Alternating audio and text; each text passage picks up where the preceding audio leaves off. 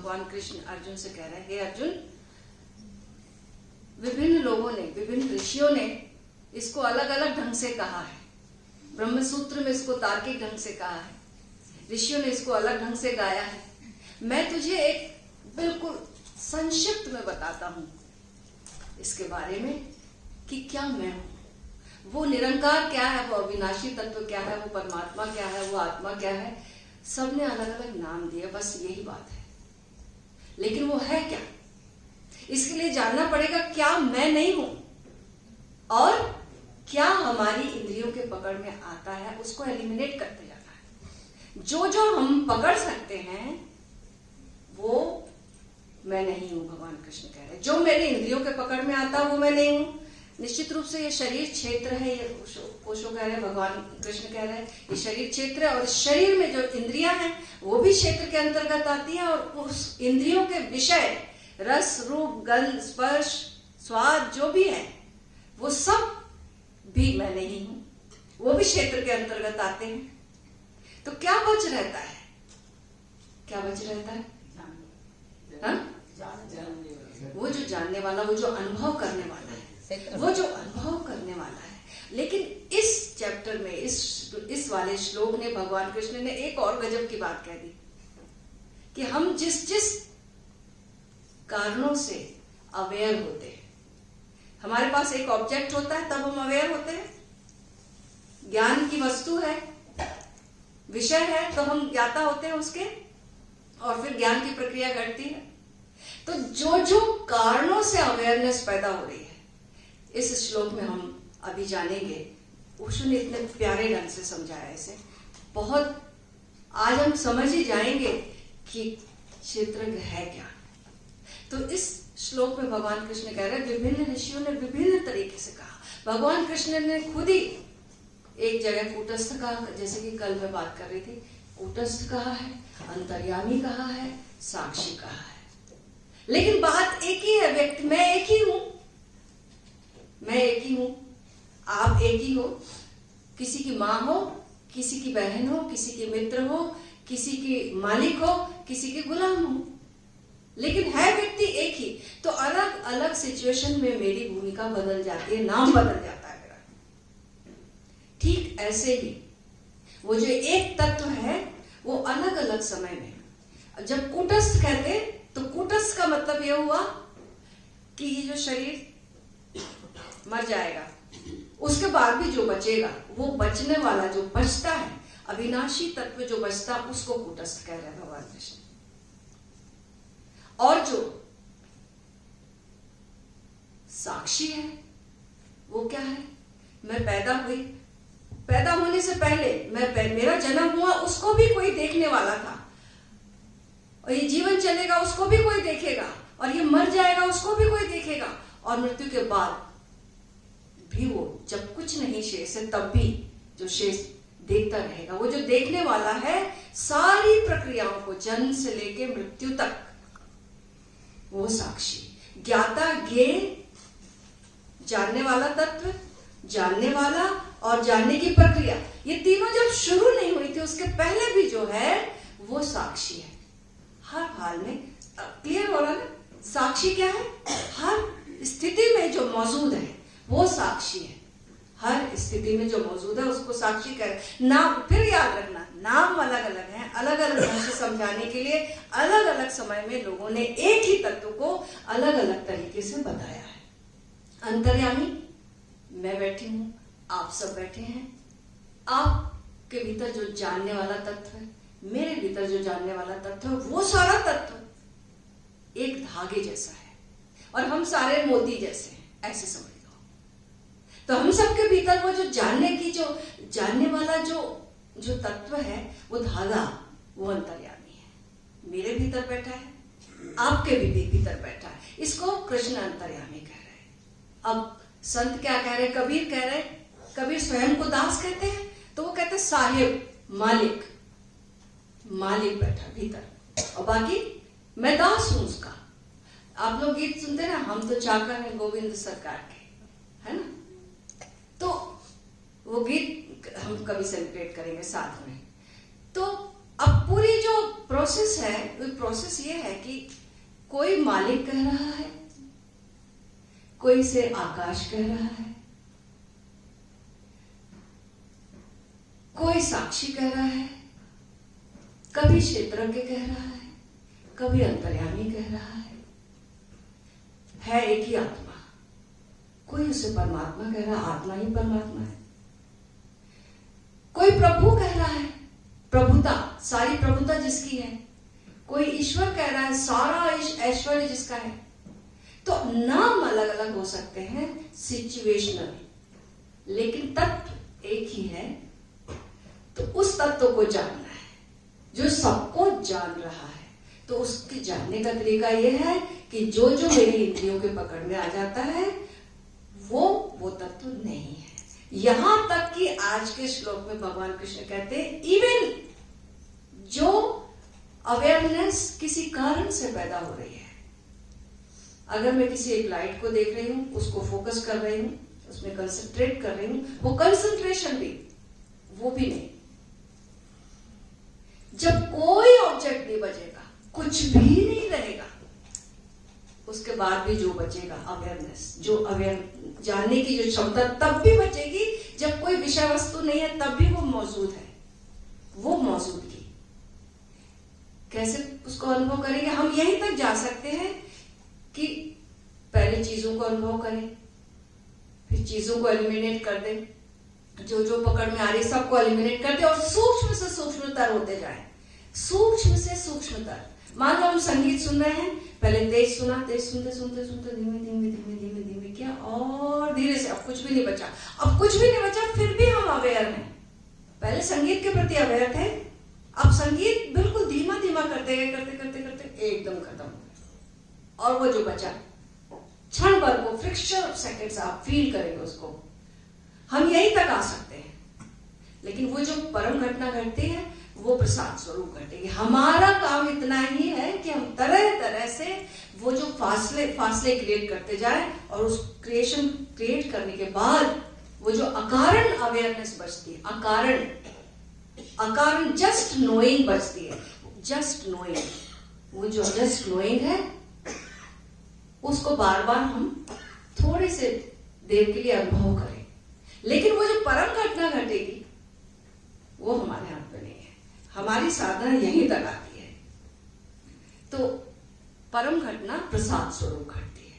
लेकिन याद रखना कि इसके लिए ऐसा लोग कहेंगे कि प्रयास, फिर क्या करना प्रयास, जब प्रसाद से ही घटता है तो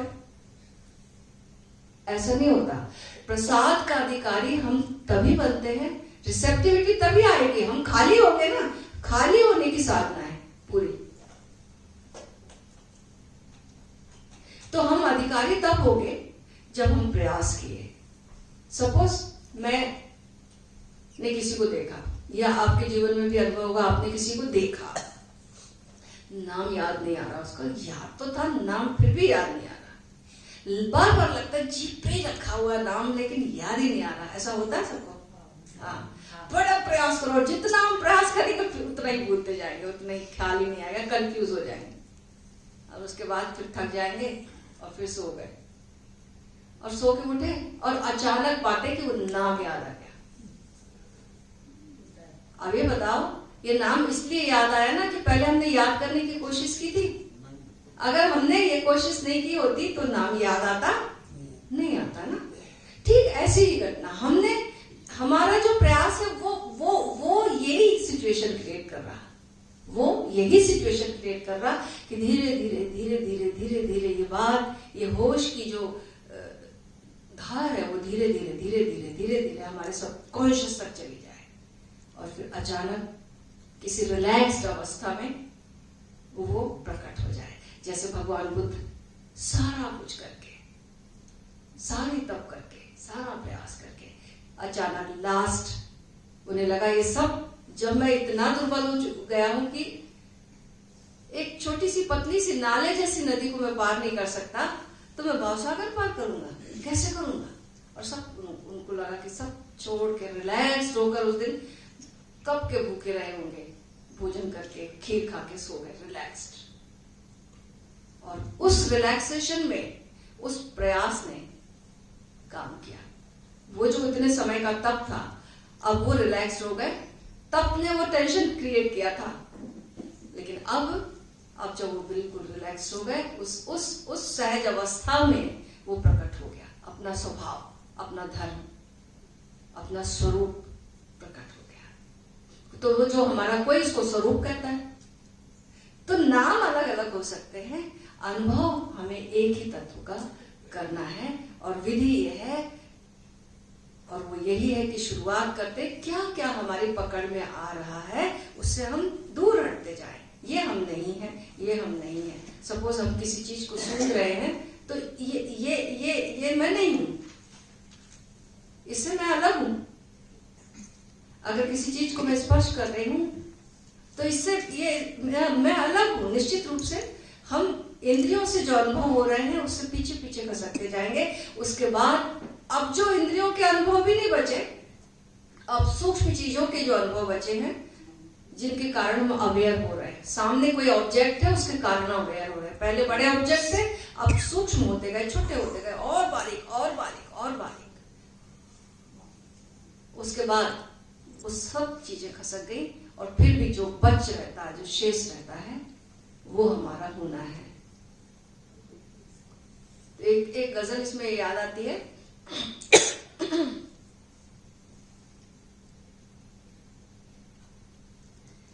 फासले ऐसे भी होंगे, फासले ऐसे भी होंगे, ये कभी सोचा न था। फासले ऐसे भी होंगे, ये कभी सोचा न था। सामने बैठा था मेरे, सामने बैठा था मेरे, और वो मेरा न था। फासले ऐसे भी होंगे, फासले बन के खुशबू की तरह फैला था मेरे चार सू। सब लोग महसूस करते हैं ना, कुछ है, लेकिन मैं उसे महसूस कर सकता था, छू सकता न था। फासले ऐसे भी होंगे, ये कभी सोचा। रात भर पिछली ही आहट कान में आती रही, रात भर पिछली ही आहट कान में आती रही। झांक कर देखा गली में, झांक कर देखा गली में, कोई भी आया न था। फासले सामने बैठा था मेरे, सामने बैठा था मेरे, और वो मेरा न था। जीवन भर उसके साथ रहते हैं हम, लेकिन हम दूसरों को अपना मानते हैं। वो अपने से भी जो अपना है, जो मृत्यु के साथ भी जाता, मृत्यु के बाद भी बच रहता, उससे अपनापन कहाँ हमारा लगता है? वो मेरा है, कभी हमें लगता है? दूसरे मेरे हैं। कभी हम हमेशा कहते हैं कोई मेरा नहीं बचा, कोई मेरा नहीं, कभी हमें नहीं लगता है मेरा कोई भीतर है। एक एक एक सूत्र है निर्वाण उपनिषद में, चैतन्य आत्मा, जिसमें ओशो कहते हैं कि चैतन्य ही है। दूसरा जो उन्होंने अर्थ किया, चैतन्य ही आत्मा, यानी आत्मा यानी जो अपने से अपना है, जो मृत्यु के बाद मृत्यु पर्यंत साथ चले, जो अंतिम समय तक साथ रहे और बाद में भी जाए साथ। तो वो तो एक ही है ना, वो जो चैतन्य जो हमारे भीतर बैठा वही तो जाता है, और कौन जाएगा साथ में? वही अपने से अपना है, और उसी से हमने इतना फासला बनाकर रखा हुआ है, और ये जीवन ऐसा चलता है। तो आए अब जिससे हमने अपनापन साधा है, जिससे हमने एकात्मता साधी है, जिससे हमने तादाद में बनाया है, उस तादाद को तोड़कर हम जो अपना है उसके पास खसक, ये पूरी प्रक्रिया है अध्यात्म।